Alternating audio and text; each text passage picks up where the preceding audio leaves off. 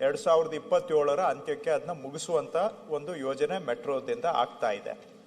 ಈಗ ಯಲಹಂಕದಿಂದ ಮಾರ್ಗವಾಗಿ ಇದೇ ಲೈನಿಂದ ಯಲಹಂಕ ಮಾರ್ಗವಾಗಿ ದೊಡ್ಡಬಳ್ಳಾಪುರಕ್ಕೆ ಸಂಪರ್ಕ ಕೊಡಬೇಕು ಅನ್ನುವಂಥ ವಿಚಾರನೂ ಕೂಡ ಇಂದಿನಿಂದ ಚರ್ಚೆಯಲ್ಲಿದೆ, ಇಲ್ಲ ಅಂತ ನಾನು ಹೇಳ್ತಾ ಇಲ್ಲ.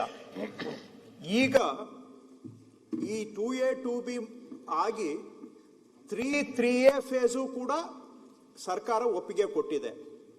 3A ಫೇಸ್ಗೂ ಒಪ್ಪಿಗೆ ಕೊಟ್ಟಿದೆ. ಆದರೆ 3A ನಲ್ಲೂ ಕೂಡ ಈ ಲೈನು ಸೇರಿಲ್ಲ. ಸೊ ಈಗ ಮುಂದೆ ಏನು ಅಂತ ಹೇಳಿದ್ರೆ, ಈಗ ಏನು ಸಮಗ್ರ ಚಲನಶೀಲತಾ ಯೋಜನೆ ಇದೆ, ಕಾಂಪ್ರಹೆನ್ಸಿವ್ ಮೊಬಿಲಿಟಿ ಪ್ಲಾನ್, ಅದರ ರಿವಿಷನ್ ಅನ್ನ ಈಗ ಟೇಕಪ್ ಮಾಡಿದೆ. ಯಾಕೆಂದ್ರೆ ಹಿಂದೆ ಮಾಡಿದ ನಂತರ ಈಗ ಸಾಕಷ್ಟು ಬೆಂಗಳೂರಿನಲ್ಲಿ ಸ್ಥಿತಿಗತಿಗಳು ಬದಲಾವಣೆ ಆಗಿದೆ. ಸೊ ಇವತ್ತಿನ ಅಗತ್ಯತೆಗಳನ್ನ ಸರಿಯಾಗಿ ಪರಿಶೀಲನೆ ಮಾಡಿ ಸರ್ಕಾರಕ್ಕೆ ವರದಿ ಕೊಡ್ಲಿಕ್ಕೆ CMP ರಿವಿಷನ್ ಅನ್ನ ಸರ್ಕಾರ ಕೈಗೆತ್ಕೊಂಡಿದೆ, ಅಂದ್ರೆ ಮೆಟ್ರೋ ಕೈಗೆತ್ಕೊಂಡಿದೆ. ಸೊ ನೀವು ಹೇಳಿರುವಂತ ಎಲ್ಲಾ ವಿಚಾರಗಳನ್ನ ಅವರ ಕಮಿಟಿ ಏನಿದೆ, ಕಾಂಪ್ರಹೆನ್ಸಿವ್ ಮೊಬಿಲಿಟಿ ಪ್ಲಾನ್ ಮಾಡುವಂತಹ ತಜ್ಞರ ಸಮಿತಿ, ಅದಕ್ಕೆ ರೆಫರ್ ಮಾಡಿ ಅವ್ರ ಕಡೆಯಿಂದ ಕಾಂಪ್ರಹೆನ್ಸಿವ್ ಮೊಬಿಲಿಟಿ ಪ್ಲಾನ್ ಅಲ್ಲಿ ಇದನ್ನ ಅವರು ಪ್ರಪೋಸಲ್ ಕೊಡಬೇಕು. ನಾವು ಹಿಂಗೆ ಕೊಡಿ ಹಂಗೆ ಕೊಡಿ ಅಂತ ಹೇಳಲಿಕ್ಕೆ ಆಗೋದಿಲ್ಲ. ಬಟ್ ನೀವೇನೆಲ್ಲ ವಿಚಾರ ಹೇಳಿದಿರ, ಈ ವಿಚಾರಗಳನ್ನ ಆ ಕಮಿಟಿ, ಟೆಕ್ನಿಕಲ್ ಕಮಿಟಿಗೆ ಅಂದ್ರೆ ಸರ್ಕಾರ ರೆಫರ್ ಮಾಡಿ ಅವರಿಂದ ವರದಿ ತೆಗೆಸ್ಕೊಂಡು 3A ನಂತರ ಮುಂದೆ ಏನ್ ಮಾಡಬೇಕು ಅನ್ನುವಂತ ಸಂದರ್ಭದಲ್ಲಿ ಈ ವಿಚಾರಗಳನ್ನ ನಾವು ಖಂಡಿತವಾಗಿ ಪರಿಗಣಿಸ್ತೇವೆ ಮಾನ್ಯ ಸಭಾಧ್ಯಕ್ಷರು. ಸರ್, ಇದ್ರ ಜೊತೆ ಒಂದು ಏರ್ಪೋರ್ಟ್ ವರ್ಗೂ ಇವಾಗ ಏನ್ ಎಕ್ಸ್ಟೆನ್ಷನ್ ಆಗಿದೆ ಸರ್, ನಮ್ಮ ಜಿಲ್ಲೆ ಗ್ರಾಮಾಂತರ ಜಿಲ್ಲೆಯಲ್ಲಿ ಏರ್ಪೋರ್ಟ್ ಇರೋದ್ರಿಂದ ಏರ್ಪೋರ್ಟ್ ಟು ಫಾಕ್ಸ್ಕಾನ್ ಲಿಂಕ್ ಅಲ್ಲೂ ಆ ಲಿಂಕು ಏನ್ STRL because of land acquisition easy ಆಗುತ್ತೆ ಅಂತ ಹೇಳಿ airport to Foxconn link because of 1 lakh employees ಇರೋದ್ರಿಂದ ಅದು ಒಂದು ಎಕ್ಸ್ಟೆನ್ಷನ್. ಅವರು ಏನ್ ಹೇಳ್ತಾ ಇದ್ದಾರೆ ಮಾನ್ಯ ಸಭಾಧ್ಯಕ್ಷರೇ, ಈಗ ಏರ್ಪೋರ್ಟ್ಗೆ ಲೈನ್ ನೇರವಾಗಿ ಹೋಗ್ತಾ ಇದೆ, ಉತ್ತರ ಮುಖವಾಗಿ ಹೋಗಿ ಅದು ಈಸ್ಟ್ಗೆ ಟರ್ನ್ ಆಗಿ ಏರ್ಪೋರ್ಟ್ಗೆ ಲಿಂಕ್ ಆಗ್ತಾ ಇದೆ. ಸೊ ನೇರವಾಗಿ ಹಾಗೆ ದೇವನಹಳ್ಳಿವರೆಗೆ ಹೋಗಿ ಅಲ್ಲಿಂದ ಪಶ್ಚಿಮಕ್ಕೆ ತಿರುಗಿಕೊಂಡು DC ಆಫೀಸ್ ವರೆಗೆ ಮಾಡಬೇಕು ಅಂತ ಅವರು ಅದು ಒಂದು ಬೇಡಿಕೆ ಇಡ್ತಾ ಇದ್ದಾರೆ. ಇದು ಕೂಡ CMP ಮಾಡುವಾಗ ಇದು ಕೂಡ ಕನ್ಸಿಡರೇಷನ್ ಅಲ್ಲಿ ಇದೆ. ಸೊ ನೀವು ಹೇಳಿದಿರಾ, ಅದನ್ನು ಕೂಡ ನಾನು ರೆಫರ್ ಮಾಡ್ತೇವೆ. ಸರ್ಕಾರ ವಿಲ್ ರೆಫರ್ ದೊಡ್ಡಬಳ್ಳಾಪುರ ದೇವನಹಳ್ಳಿಗೆ ಹೋಗಿನೇ ದೊಡ್ಡಬಳ್ಳಾಪುರ ಕಡೆಗೆ ಟರ್ನ್ ದೊಡ್ಡಬಳ್ಳಾಪುರ ತನ ಹೋದ್ರೆ ಚೆನ್ನಾಗಿ. ಸೊ ಇದನ್ನು ಕೂಡ CMPಗೆ ರೆಫರ್ ಮಾಡ್ತೇವೆ. ಬಟ್ ಇವೆಲ್ಲ ಯಾಕಂದ್ರೆ ಸುಮ್ನೆ ನಾನು ಏನೋ ನಿಮ್ಗೆ ಹೇಳ್ಬಿಟ್ಟು ಸಮಾಧಾನ ಮಾಡ್ಲಿಕ್ಕೆ ಹೋಗೋದಿಲ್ಲ. 3A ಎಲ್ಲ ಫೈನಲೈಸ್ ಆಗೋಗಿದೆ. ಅದರ ಮುಂದಿನ ಭಾಗದಲ್ಲಿ CMP ಮುಖಾಂತರ ವರದಿ ತಗೊಂಡು ಮುಂದಿನ ತೀರ್ಮಾನ ಆಗುತ್ತೆ. ಸೊ ಇದನ್ನು ನೀವೇನ್ ಹೇಳಿದಿರ, ಇದನ್ನು ಕೂಡ ರೆಫರ್ ಮಾಡ್ತೇವೆ CMP. ವೇದವ್ಯಾಸ್ ಕಾಮತ್ ಮಾನ್ಯ ಮುಖ್ಯಮಂತ್ರಿ ಪರವಾಗಿ. ಸಭಾಧ್ಯಕ್ಷರೇ, ಚುಕ್ಕೆ ಕುರಿತಿನ ಪ್ರಶ್ನೆ ಸಂಖ್ಯೆ 245 ನಾನು ಮುಖ್ಯಮಂತ್ರಿಗಳ ಹತ್ರ ಕೇಳಿದ್ದೆ. ಸಭಾಧ್ಯಕ್ಷರೇ, ಗೌರವಾನ್ವಿತರಿಗೆ ಉತ್ತರ ಒದಗಿಸಿಕೊಟ್ಟಿದ್ದೇವೆ. ಸಭಾಧ್ಯಕ್ಷರೇ, ಉತ್ತರ ಬಂದಿದೆ. ಮಂಗಳೂರು ನಗರ ವಿಧಾನಸಭಾ ಕ್ಷೇತ್ರದ ಕ್ರೀಡಾಂಗಣಗಳಿಗೆ ಮೂಲಭೂತ ಸೌಕರ್ಯಗಳನ್ನು ಒದಗಿಸಲು ಅಭಿವೃದ್ಧಿಪಡಿಸಲು ಬದರಿ ಕಾಮಗಾರಿಗೆ ಒಂದು 35 ಲಕ್ಷ ರೂಪಾಯಿ ಕಾಮಗಾರಿ ಅನುಮೋದನೆಗಾಗಿ ನಾನು ಕೇಳಿದ್ದೆ. ಅದು ಆ 35 ಲಕ್ಷ ರೂಪಾಯಿ ಕಾಮಗಾರಿ ಸ್ಮಾರ್ಟ್ ಸಿಟಿಯಿಂದ ಕೈಗೊಂಡ ಕಾರಣ ನಾನು ಬೇರೆ ಬದಲಾವಣೆಯನ್ನು ಪ್ರಸ್ತಾವನೆ ಕೊಟ್ಟಿದ್ದೆ. ಸರಿಸುಮಾರು 2-2.5 ವರ್ಷದಿಂದ 100 ಬಾರಿ ಹೋಗಿ ಪ್ರಯತ್ನ ಮಾಡಿದರೂ ಅನುಮೋದನೆ ಸಿಕ್ಕಿರಲಿಲ್ಲ. ಈಗ ಈ ಪ್ರಶ್ನೆಯನ್ನು ನಾನು ಅಧಿವೇಶನದಲ್ಲಿ ಹಾಕಿದ ಕಾರಣ ನಿನ್ನೆ ಅಲ್ಲ ಮೊನ್ನೆ ತಾರೀಕು 22/1/2026 ಅನುಮೋದನೆ ಕೊಟ್ಟಿದ್ದೇವೆ ಅಂತೇಳಿ ನನಗೆ ಈ ಅನುಮೋದನೆ ಪತ್ರ ಬಂದಿದೆ. ಹಾಗಾಗಿ 35 ಲಕ್ಷಕ್ಕೆ ಒಂದು 2.5 ವರ್ಷದಿಂದ ಬಹಳಷ್ಟು ಶ್ರಮ ಪಟ್ಟಿದ್ದೇನೆ. ಆದರೆ 2.5 ವರ್ಷದ ನಂತರ ಅವರು ಅನುಮೋದನೆ ಕೊಟ್ಟಿದ್ದಕ್ಕಾಗಿ ಧನ್ಯವಾದಗಳನ್ನು ಸಮರ್ಪಿಸ್ತೇನೆ. ಕೃಷ್ಣ ನಾಯಕ್ ಹೇಳ್ತಾ ಇದ್ದಾರೆ ಅಂತಲ್ಲ ಸಭಾಧ್ಯಕ್ಷರೇ, ಆದೇಶ ಹೊರಟಿದೆ, ಸ್ಪಷ್ಟವಾಗಿರ್ಲಿ ಅಂತ ಹೇಳ್ತಾ ಇದ್ದಾರೆ ಅನ್ನೋದಲ್ಲ. ಆದೇಶ ಪ್ರತಿ ನಿಮ್ಗೆ ಕೈಗೆ ಬಂದಿಲ್ಲ, ಆದೇಶ ಬಂದಿದೆ ಅಂತ ಹೇಳಿದ್ರೆ 22/1/2021 ಹೇಳ್ತಾ ಇದ್ದಾರೆ ಅನ್ನೋದು ಬೇಡ, ಆದೇಶ ಬಂದಿದೆ. ಅಧ್ಯಕ್ಷರೇ, ಕೃಷ್ಣ ನಾಯಕ್ ಚುಕ್ಕೆ ಗುರುತಿನ ಪ್ರಶ್ನೆ 214 ಮಾನ್ಯ ಸಣ್ಣ ನೀರಾವರಿ ಸಚಿವರಿಗೆ ಕೇಳಕ್ ಬಯಸಿದೆ. ಅಧ್ಯಕ್ಷರೇ, ಉತ್ತರವನ್ನು ಕೊಟ್ಟಿದ್ದಾರೆ. ಸರಿಸುಮಾರು 2008ರಲ್ಲಿ ಪ್ರಾರಂಭವಾದ ಯೋಜನೆ ಕುಡಗಲಮಟ್ಟಿ ಯೋಜನೆ. ಈ ಯೋಜನೆಯಿಂದ ಅಂಗೂರು, ಬಿರಬ್ಬಿ ಮತ್ತು ಕೋಟ್ಯಾಳ ಗ್ರಾಮ, ಹೊಸಡಿ ಗ್ರಾಮ, ಮಾಗಳ ಗ್ರಾಮಕ್ಕೆ ರೈತರಿಗೆ ಅನುಕೂಲ ಆಗಲಿ ಅಂತೇಳಿ ಮಾಡಿದ ಯೋಜನೆ. ಇಲ್ಲಿವರೆಗೆ ಸುಮಾರು 15 ವರ್ಷ ಆದರೂ ಕೂಡ ಈ ಯೋಜನೆ ಇನ್ನೂವರೆಗೆ ಕೂಡ ಪ್ರಾರಂಭ ಆಗದೆ ಇರುವುದು. ಮತ್ತೆ ಸರಿಸುಮಾರು 3 ವರ್ಷದಿಂದ ನಾನು 2.5 ವರ್ಷದಿಂದ ನಾನು ಪತ್ರ ಬರೀತಾ ಇದ್ದೀನಿ ಅಧ್ಯಕ್ಷರೇ. ಈ ಹಿಂದೆ ಕೂಡ ಸುಮಾರು ಇದು ಸದನದಲ್ಲಿ 2ನೇ ಸಮಯ ನಾನು ಮಾತಾಡ್ತಿರೋದು. ಇನ್ನೂವರೆಗೆ ಆಗ್ತಾ ಇಲ್ಲ. ಆ ಸಮಸ್ಯೆ ಏನಿದೆ ಅಂತೇಳಿ ಗುರುತು ಮಾಡಿ ಇದಕ್ಕೆ ಶಾಶ್ವತ ಪರಿಹಾರ ಮಾಡಬೇಕು. ಮೊನ್ನೆ ನಾನೇ ವಿಸಿಟ್ ಮಾಡಿದಾಗ ಇನ್ನೊಂದು 10 ಕೋಟಿ ಆದರೆ ಆ 10 ಕೋಟಿಯಲ್ಲಿ PS ಪೈಪ್ ತೆಗೆದ್ಬಿಟ್ಟು MS ಪೈಪ್ ಹಾಕಿ ಅದನ್ನು ಆನ್ ಮಾಡ್ಬೋದು ಅಂತ ಹೇಳ್ತಾರೆ. ಆನ್ ಮಾಡ್ತಾರೆ ಅಧ್ಯಕ್ಷರೇ, ಮತ್ತೆ ಅದು ಏನೋ ಹೊಡೆದೋಯ್ತು ಅಂತೇಳಿ ಬಂದಾಗುತ್ತೆ. ಆನ್ ಮಾಡ್ತಾರೆ. ಈ ಸುಮಾರು 2008ರಿಂದ 2026 ಬಂದರೂ ಕೂಡ ಇನ್ನೂವರೆಗೆ ಅದು ಯೋಜನೆ ಪ್ರಾರಂಭ ಮಾಡೋಕ್ಕಾಗ್ತಾ ಇಲ್ಲ. ಅನುದಾನದ ಲಭ್ಯತೆ ಇದ್ದಂಗೆ ಮಾಡ್ತೀವಿ ಅಂತ ಹೇಳ್ತಾರೆ. ಅದು ಅನುದಾನ ಯಾವಾಗ ಲಭ್ಯತೆ ಆಗುತ್ತೆ, ಯಾವಾಗ ಆಗುತ್ತೆ ಅಥವಾ ಆಗಲ್ಲ ಅಂತ ಸದನದಲ್ಲಿ ಸ್ಪಷ್ಟಪಡಿಸ್ಬೇಕಂತೇಳಿ ನಾನು ಕೇಳ್ಕೊಳ್ತೀನಿ ಅಧ್ಯಕ್ಷರೇ. ಅಧ್ಯಕ್ಷರೇ, ಈಗಾಗಲೇ ಸನ್ಮಾನ ಸದಸ್ಯರು ಹೇಳಿದಂತೆ 2008ರಲ್ಲಿ ಈ ಕಾಮಗಾರಿ ಯೋಜನೆಗೆ ಅನುಮೋದನೆ ಆಗಿದೆ ಮತ್ತು 7.8 ಕ್ರೋರ್ಸ್ ಖರ್ಚು ಮಾಡಿದ್ದಾರೆ. ಈಗಾಗಲೇ ಮಾಡಿ ಪ್ರಥಮ ಬಾರಿಗೆ 2020ರಲ್ಲಿ ಟ್ರಯಲ್ ರನ್ ಮಾಡಿದಾಗ ಪೈಪ್ ಲೈನ್ ಏನು PVC ಪೈಪ್ ಆಗಿಲ್ಲ, ಪೈಪೆಲ್ಲ ಒಡೆದೋಗ್ತಕ್ಕಂಥ ಸಂದರ್ಭದಲ್ಲಿ ಅದನ್ನು ಸ್ಟಾಪ್ ಮಾಡಿದ್ದಾರೆ.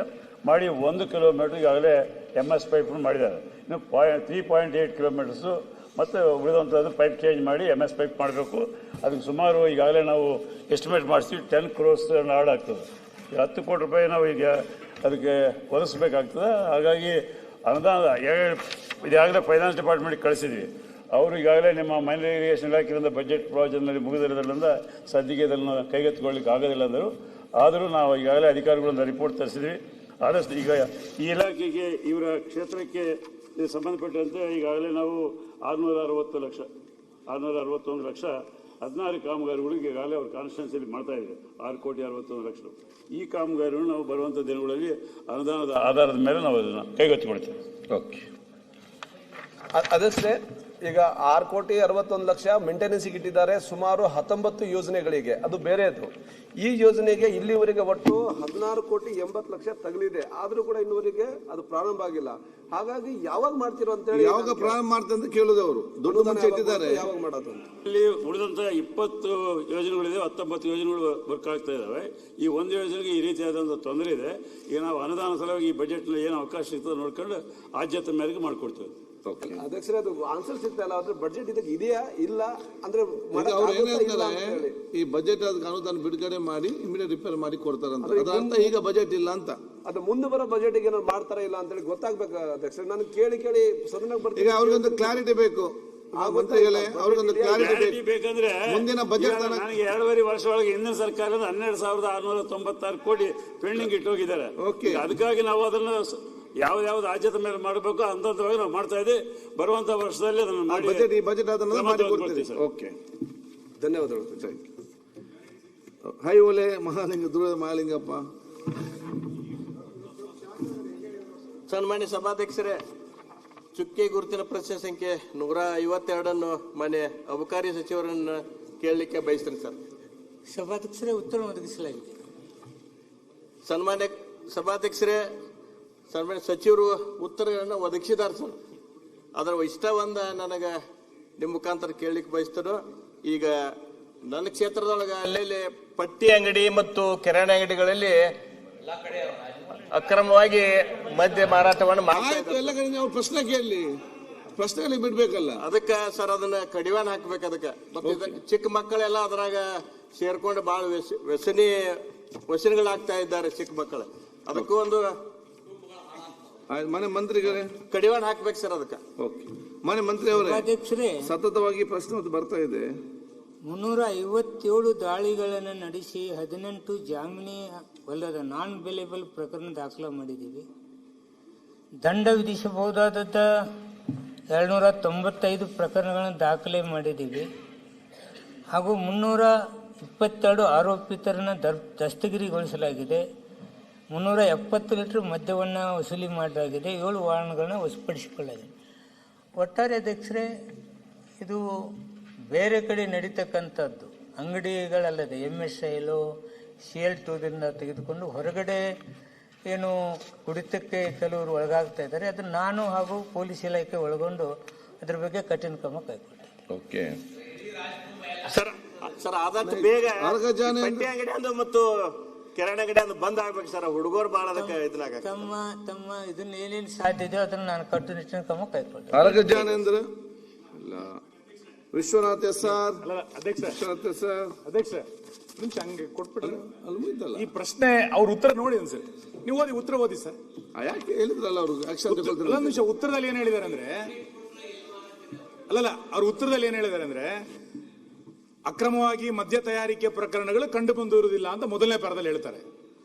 ಎರಡನೇ ಪ್ಯಾರದಲ್ಲಿ ಅಕ್ರಮ ಮದ್ಯ ತಯಾರಿಕೆಯ ಒಳ್ಳೆ ಸಂಗತಿಗಳನ್ನು ಹೇಳ್ತಾ ಹೋಗ್ತಾರೆ. ಒಂದು ಕಡೆ ಅವರೇ ಇಲ್ಲ ಅಂತ ಹೇಳೋದು, ಇನ್ನೊಂದು ಕಡೆಗೆ ಪೂರ್ತಿ ಇಷ್ಟು ಪ್ರಕರಣಗಳಾಗಿದೆ ಅಂತ ಹೇಳೋದು. ಹೆಂಗೆ ನೀವು ಸರ್ಕಾರ ಹಿಂಗ್ ಆನ್ಸರ್ ಕೊಟ್ರೆ? ಯಾವುದೇ ತಯಾರಿಕೆ ಅಲ್ಲಿ ನಡೆಯುವುದಿಲ್ಲ, ಮಾರಾಟ ಆಗ್ತದೆ ಅಂತ ಹೇಳಿದ್ದಿಲ್ಲಲ್ಲ. ಓಕೆ, ನಮ್ಮಲ್ಲಿ ಟ್ಯಾಕ್ಸ್ ಕೊಟ್ಟು ತೆಗೆದುಕೊಂಡು ಹೋಗಿ ಹೊರಗಡೆ ಕುಡಿತಕ್ಕಂಥದ್ದು ಆಗ್ತದೆ. MSL ತಗೋತಾರೆ, ಸೇಲ್ ಟೂದಲ್ಲಿ ತಗೊಂಡು ಹೊರಗಡೆ ಕುಡಿತಾರೆ ಅಂತಕ್ಕಂಥದ್ದು ಹೇಳಿದ್ದೀನಿ. ಮೊನ್ನೆ ಅಧ್ಯಕ್ಷರು ಇದು ಪೂರ ಈಗ ವಿಶ್ವನಾಥ್ ಅಲ್ಲ, ಈಗ ಅದು ಉತ್ತರ ಬಂದಿದೆ ವಿಶ್ವನಾಥ್ ಅವರು. ಒಕ್ಕೆ ಗುರುತಿನ ಪ್ರಶ್ನೆ 205 ಸನ್ಮಾನ್ಯ ಉಪಮುಖ್ಯಮಂತ್ರಿಗಳಲ್ಲಿ ಕೇಳ್ತಾ ಇದ್ದೀನಿ. ಮಾನ್ಯ ಅಧ್ಯಕ್ಷರೇ, ಗೌರವಾನ್ವಿತರಿಗೆ ಸರ್ಕಾರದ ಉತ್ತರ ಒದಗಿಸಿದೆವು.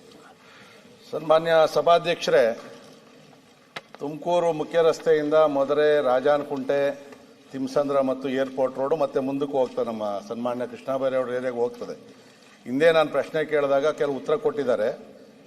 ಶುರುವಾಗಿ ಇನ್ನು 5 ವರ್ಷ ಆಗೈತೆ ಆ ರೋಡ್ ಕೆಲಸ ನಿಂತೋಗಿದೆ ಅಧ್ಯಕ್ಷ. ಅರ್ಧ ರಸ್ತೆ ಮಾಡಿದ್ದಾರೆ, ಇನ್ನು ಅರ್ಧ ರಸ್ತೆ ಭೂಸ್ವಾಧೀನ ಮಾಡೋಕ್ಕಾಗಿಲ್ಲ, ರೈತರುಗಳು ತಕರಾರು ಮಾಡ್ತಾ ಇದ್ದಾರೆ, ಮತ್ತು ಅನುದಾನ ಸ್ವಲ್ಪ ಜಾಸ್ತಿ ಬೇಕಾಗಿರೋದ್ರಿಂದ ನಾವು ಫೈನಾನ್ಸ್ ಕೇಳಿದ್ವಿ, ಅದು ಆದಮೇಲೆ ತಕ್ಷಣ ನಾವು ಶುರು ಮಾಡ್ತೀವಿ ಅಂತಕ್ಕಂಥ ಮಾತನ್ನು ಹೇಳಿದ್ದಾರೆ. ಅಂದರೆ ಇರೋತಕ್ಕಂಥ 4 ರಸ್ತೆಯನ್ನು ಮಾಡೋಕ್ಕೇ ಈ ಸರ್ಕಾರದಲ್ಲಿ ಕೂಡ ಆಗ್ತಾ ಇಲ್ಲ, ಬೇರೆ ಬೇರೆ ಕಾರಣಗಳಿಂದ. ಅಂದರೆ ಭೂಸ್ವಾಧೀನ ಇದೆಲ್ಲ ಇದೆ, ಮತ್ತು ಒಂದು 12-13 ಊರುಗಳನ್ನೇ ಹೊಡಿಬೇಕಾಗ್ತದೆ. ಇದ್ರ ಮಧ್ಯದಲ್ಲಿ ಏನಾಗಿದೆ ಅಂದರೆ, ನಾನು ಕೇಳಿರ್ತಕ್ಕಂಥ ಪ್ರಶ್ನೆ, ಅಯ್ಯರ ರೋಡ್ ಅಂತ ಒಂದಿತ್ತು. ಅಯ್ಯರ ರೋಡ್ ಅಂತಂದರೆ ನ್ಯಾಷನಲ್ ಹೈವೇಯಿಂದ ಹಿಡಿದು ತಿಂಡ್ಲು ಸರ್ಕಲ್ಲು, ಅರ್ದೇಶಹಳ್ಳಿ, ಅನಿಯೂರು ಮತ್ತು ತುಮಕೂರು ಹೋಗೋ ರೋಡು ಮೊದಲಿಂದನೇ ಇತ್ತು. ಇಂಟರ್ಮೀಡಿಯೇಟ್ ರಿಂಗ್ ರೋಡ್ ಅಂತೇಳಿ ನೋಟಿಫಿಕೇಶನ್ ಆಗೋಗಿದೆ. ಅದು ಆ ರಸ್ತೆ ಮಾಡೋಕ್ಕಾಗಿಲ್ಲ. ಬಟ್ ಅಲ್ಲಿ ಅಪ್ರೂವಲ್ ಕೊಡೋವಾಗ ಏನಾಗಿದೆ ಅಂತಂದರೆ, ಆ 90 ಮೀಟರ್ ರಸ್ತೆನ ಬಿಟ್ಟು ಪ್ಲಾನ್ ಅಪ್ರೂವಲ್ ಎಲ್ಲ ಕೊಟ್ಟವ್ರೆ, ಆ ಜಮೀನು ಖಾಲಿನೇ ಇದೆ. ಅದ್ರ ಮಧ್ಯದಲ್ಲಿ ಈಗೇನು ಮಾಡವ್ರೆ ಅಂದರೆ, 2023 ನಮ್ಮ ಸರ್ಕಾರ ಇದ್ದಾಗ ಅಂತ ಕಾಣ್ತದೆ, ಎಲ್ಲೂ ನಮ್ಗೆ ಗೊತ್ತಾಗ್ಲಿಲ್ಲ, ಏನೂ ಇಲ್ಲ. ಮೊನ್ನೆ ಕೆಲವು ಪ್ಲಾನ್ ಅಪ್ರೂವಲ್ ಈಗ ಇದೆಯಲ್ಲ, ಮಧುರೆ ರೋಡ್ ಹೇಳಿದ್ನಲ್ಲ ನಾನು ಮೊದಲು, ಅದು BMRDO ಅಲ್ಲೂ ಮಾಡ್ತಾ ಇರ್ತಕ್ಕಂಥದ್ದು. ಆ ರಸ್ತೆಗೆ ಏನು ಮಾಡವ್ರೆ, ಅದನ್ನು ತಗೊಂಬಂದು ಇಲ್ಲಿಗೆ ಶಿಫ್ಟ್ ಮಾಡ್ಬಿಟ್ಟವ್ರೆ. ಈ ರಸ್ತೆನೇ ಮಾಡೋಕೆ ಆಗ್ತಾ ಇಲ್ಲ. 90 ಮೀಟರ್ ಅಂದರೆ ಲೆಕ್ಕ ಹಾಕ್ಕೊಳ್ರಿ, ಮರುಪಂಕ್ತೀಕರಣ ಮಾಡ್ಬಿಟ್ಟವ್ರೆ. ಇಲ್ಲಿ ನಮ್ಮ ಉಪಮುಖ್ಯಮಂತ್ರಿಗಳು ಏನು ಹೇಳ್ತಾರೆ, ಈ ರಸ್ತೆ ಪಂಕ್ತೀಕರಣವನ್ನು ಪೂರ್ಣ ಪ್ರಮಾಣದಲ್ಲಿ ಸ್ಥಳಾಂತರಿಸಿ ಮರು ನಿಗದಿಪಡಿಸಿ ಬೆಂಗಳೂರು ಮಹಾನಗರ ಪ್ರದೇಶ ಅಭಿವೃದ್ಧಿ ಪ್ರಾಧಿಕಾರದಿಂದ ಪರಿಷ್ಕೃತ ಅಧಿಸೂಚನೆಯನ್ನು ದಿನಾಂಕ 16/3/2023 ಹೊರಡಿಸಲಾಗಿರುತ್ತೆ ಅಂತ ಹೇಳಿದ್ದಾರೆ. ನೆಕ್ಸ್ಟ್ ಪೇಜಲ್ಲಿ ಹೇಳ್ತಾರೆ, ಆನಲ್ಲಿ ಕರ್ನಾಟಕ ರಸ್ತೆ ಅಭಿವೃದ್ಧಿ ನಿಗಮ ನಿಯಮಿತದ ವತಿಯಿಂದ ಮಧುರೆ ರಾಜಾನಕುಂಟೆ ಮಾರ್ಗವಾಗಿ ME ಸೋಲಾರ್ ವರೆಗೂ 21.3 ಕಿಲೋಮೀಟರ್ ಉದ್ದದ ರಸ್ತೆಯನ್ನು ಚತುಷ್ಪಥ ರಸ್ತೆಯನ್ನಾಗಿ ಅಭಿವೃದ್ಧಿಪಡಿಸುವ ಕಾಮಗಾರಿ ಪ್ರಗತಿಯಲ್ಲಿದ್ದು, ಸದರಿ ರಸ್ತೆಯ ಮರುಪಂಕ್ತೀಕರಣ ಕುರಿತು ಯಾವುದೇ ಪ್ರಸ್ತಾವನೆ ಇಲ್ಲ ಅಂತ ಹೇಳೋರೆ. ಇಲ್ಲಿ ಪ್ರಸ್ತಾವನೆ ಬಂದ್ಬಿಟ್ಟೈತೆ, ಇಲ್ಲ ಅಂತಾನೆ ಹೇಳ್ತಾವ್ರೆ, ಉತ್ತರ ಹೇಳ್ತಾ ಇದ್ದಾರೆ. 2023 ಗೆಜೆಟ್ ಅಲ್ಲಿ ಈಗ ನಾವೇನಾದ್ರೂ ಪ್ಲಾನ್ ಅಪ್ರೂವಲ್ ಮಾಡಕ್ ಹೋದ್ರೆ, ಅಲ್ಲ ಇಲ್ಲ ಸೇಮ್ ಸರ್, ನಾನು ಹೇಳ್ತೀನಿ ಕೇಳಿ. ಈಗ ಒಂದೇ ಅಧ್ಯಕ್ಷರೇ, ಈಗ ನೀವು ಯಾವುದೇ ಈ ರಸ್ತೆಯಲ್ಲಿ ನಾವು ಪ್ಲಾನ್ ಅಪ್ರೂವಲ್ಗೆ ಏನಾರ ಹೋದ್ರೆ 90 ಮೀಟರ್ ಬಿಟ್ಟು ಪ್ಲಾನ್ ಅಪ್ರೂವಲ್ ಕೊಡ್ತಾವ್ರೆ. ಇದನ್ನ ಕರೆಕ್ಟ್ ಆಗಿ ಸರ್ಕಾರ ಸ್ಪಷ್ಟವಾಗಿ ಹೇಳಬೇಕು. 4 ಲೇನ್ ಇದ್ರೆ 4 ಲೇನು, ಇಲ್ಲಾಂದ್ರೆ 2023 IRR ರೋಡ್ ನ ಮರು ನಿಗದೀಕರಣ ಇಲ್ಲಿ ಮಾಡಿಲ್ಲ ಅನ್ನೋದನ್ನ ತಾವು ಸ್ಪಷ್ಟವಾಗಿ ಉತ್ತರ ಕೊಡಬೇಕು ನನಗೆ. ಹೌದು, 2-3 ವಿಷಯಗಳನ್ನ ಸಮ್ಮಿಶ್ರ ಮಾಡಿ ಅವರು ಪ್ರಶ್ನೆ ಕೇಳಿದ್ದಾರೆ ಸಭಾಧ್ಯಕ್ಷರೇ. ಹಾಗಾಗಿ ಉತ್ತರದಲ್ಲೂ ಕೂಡ ಬಹುಶಃ ಅವರಿಗೆ ಉತ್ತರ ಬರ್ದಿರೋದು ಸರಿ ಇದೆ, ಆದ್ರೆ ನಿಮ್ಗೆ ಗೊಂದಲ ಆಗ್ಲಿಕ್ಕೆ ನಾನು ಅರ್ಥ ಮಾಡ್ಕೊಳ್ತೇನೆ. ಯಾಕಂದ್ರೆ 2-3 ವಿಷಯ ಇದರಲ್ಲಿ ಮಿಶ್ರಣ ಆಗಿದೆ. ಒಂದು, PWD KRDCL ನವರು ಮಾಡ್ತಾ ಇದ್ದಾರೆ, ಅದರ ಪ್ರಗತಿ ಕುಂಠಿತ ಬಗ್ಗೆ ತಾವು ಹೇಳಿದಿರ, ಅದು PWDಗೆ ಬರುತ್ತೆ. IRR ಅನ್ನ ಮರುಪಂಕ್ತೀಕರಣ ಮಾಡಿದ್ದೀರಾ ಅಂತ ಒಂದ್ ಕಡೆ ಹೇಳ್ತೀರಾ, ಇನ್ನೊಂದ್ ಕಡೆ ಮಾಡೋ ಪ್ರಶ್ನೆ ಇಲ್ಲ ಅಂತ ಹೇಳ್ತೀರಾ ನೆಕ್ಸ್ಟ್ ಪ್ಯಾರಾಗ್ರಾಫ್ ಅಲ್ಲಿ ಅಂತ ತಾವು ಹೇಳ್ತಾ ಇದ್ದೀರಾ. ಮರುಪಂಕ್ತೀಕರಣ ಮಾಡಿರೋದು ಈ ಭಾಗದ್ದು ಅಲ್ಲ.